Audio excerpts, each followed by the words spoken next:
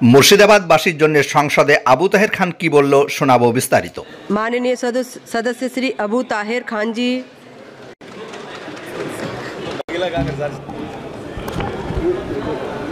মাননীয় chairman madam, আমার নির্বাচনী এলাকা মুর্শিদাবাদ ওয়েস্ট বেঙ্গলের ঐতিহাসিক প্রসিদ্ধ স্থান। বাংলা, বিহার, উড়িষ্যার রাজধানী ছিল এক সময়। সেই মুর্শিদাবাদ স্টেশনের সংলগ্ন একটা ব্রিজ তৈরি হয়েছে, নসিপুর রেল ব্রিজ। যে রেল ব্রিজের মাধ্যমে শিয়ালদা থেকে নর্থ বেঙ্গল যাওয়ার যে রাস্তা, সেই রাস্তাটা 100 কিলোমিটার কমে যাবে। সেই রেল ব্রিজে কোনো এখন পর্যন্ত ট্রেন চলাচল হয়নি। মাননীয় মুখ্যমন্ত্রী মমতা বন্দ্যোপাধ্যায়ের উদ্যোগে দীর্ঘ 10 বছর পরে সেই রেল সেতুটা কমপ্লিট হয়েছে। 6 মাস হলো উদ্বোধন হয়েছে, কিন্তু এখনও নতুন কোনো ট্রেন সেই লাইনে চালু হয়নি। তাই আপনার মাধ্যমে আবেদন করছি, যেভাবেই হোক সেই রেল সেতুটা যখন তৈরি হয়েছে এবং নর্থ বেঙ্গলের সঙ্গে যাতায়াতের 100 কিলোমিটার ট্রেনের যাত্রার রাস্তাটা কমে যাচ্ছে, রেলের লাভজনক হচ্ছে।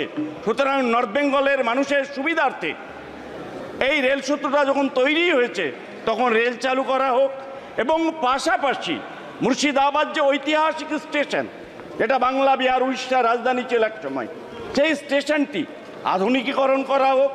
এবং পাশাপাশি যেগুলো আমাদের আন্ডারপাস আছে, ভগবানগোলা, জিয়াগঞ্জ, লালগোলা, সেগুলোই অনেক অসুবিধা হচ্ছে মুর্শিদাবাদ, সেই আন্ডারপাসগুলো ইতিমধ্যেই করা হোক।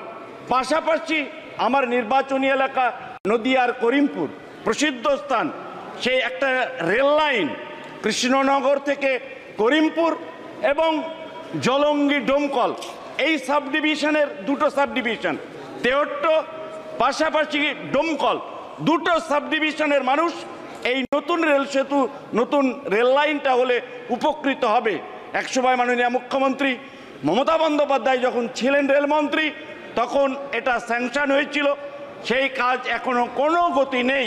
তাই সেই নতুন রেল লাইন যাতে তৈরি হয়, আমার নির্বাচনী এলাকা একদিকে ডোমকল, একদিকে জলঙ্গি, একদিকে ইসলামপুর, বৃহত্তর এলাকার মানুষের, নর্থ বেঙ্গলের বিশেষ করে বর্ডার অধ্যুষিত এলাকা, আমার নির্বাচনে 100 কিলোমিটার, সেই বর্ডার অধ্যুষিত এলাকার মানুষের যাতায়াতের সুবিধা হবে এবং রেলের পরিষেবা তারা পাবে।